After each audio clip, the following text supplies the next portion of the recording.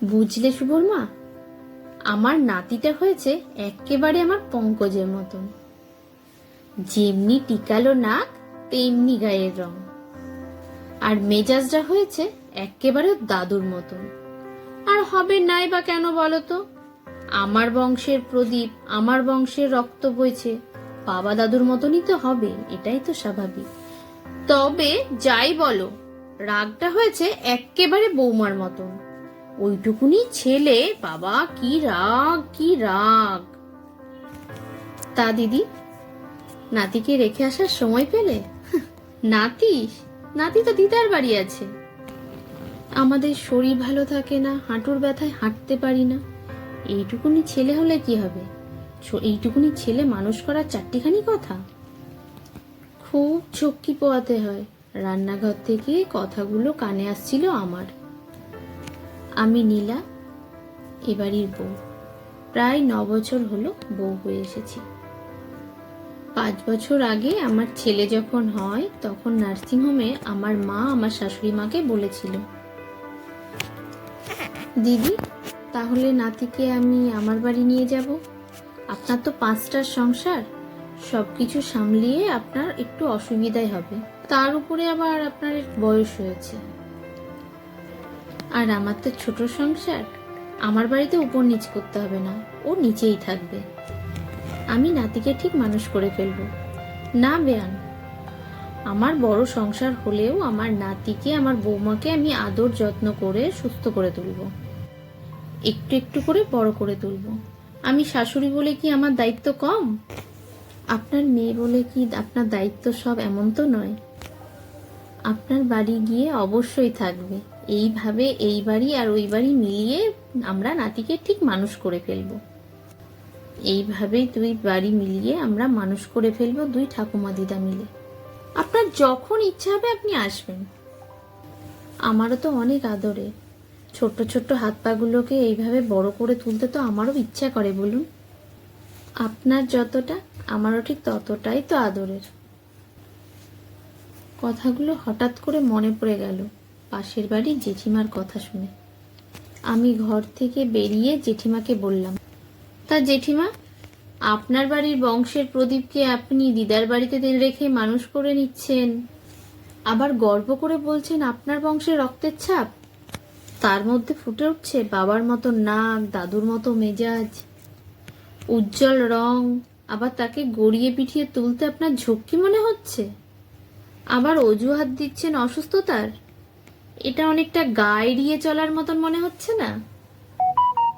তোমার বৌমার তো বেশ কথা আছে, একেবারে গায়ে জ্বালা ধরার মতন। না দিদি, বৌমা আজকালকার মেয়ে তো, তাই তার চিন্তা ভাবনাগুলো একটু আজকালকার মতন। আর বৌমা তো ঠিকই বলেছে।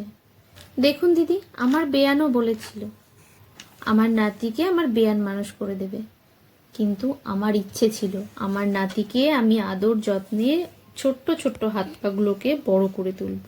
তার প্রত্যেকটা নিঃশ্বাস যেন আমার চেনা হয়, তার স্পর্শগুলো যেন আমি অনুভব করতে পারি, চিনতে পারি। তার সুবিধা অসুবিধা অবদানের ছাপিটা যেন তার ঠাকমার মুখে দেখতে পাই। তার সঙ্গে সুখ দুঃখের কথা বলবো, তাকে আমার অসময়ের হাতের লাঠি বানাবো, যাতে তার হাত ধরে আমি অসময়ে আমার হাঁটতে পারি।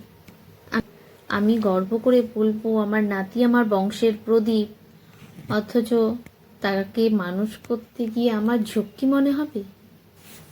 এই কথা মনে করে আমার নাতিকে যে আমি দূরে সরিয়ে রাখবো, সেটাতে আমি বিশ্বাসী নই। তবে এই সব কিছুই আমরা 2 বেয়ান ভাগ করে নিয়েছি।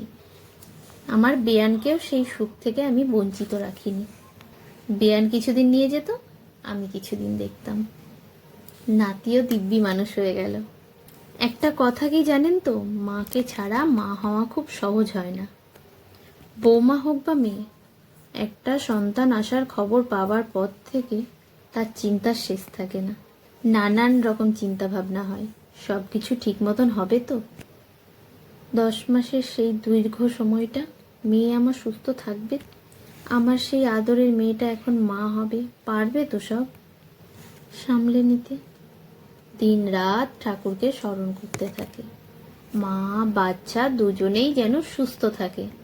নতুন অতিথি যেন সুস্থভাবে পৃথিবীর আলো দেখে।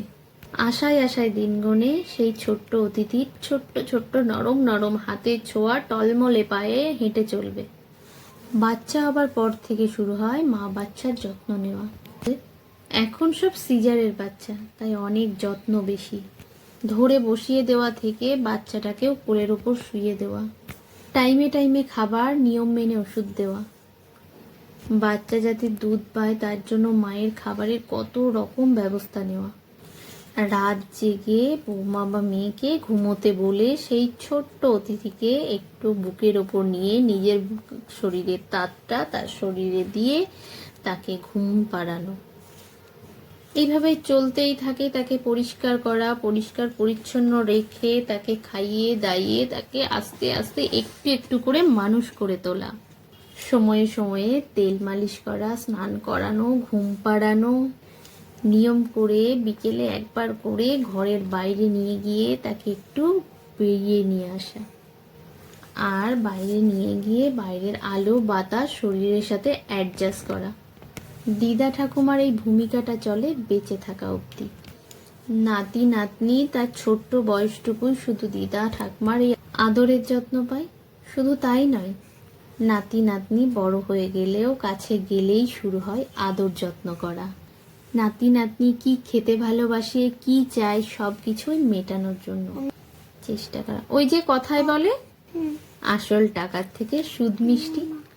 মেয়ে তো আদরের, কিন্তু তার থেকেও বেশি মিষ্টি হচ্ছে নাতি নাতনি। নমস্কার।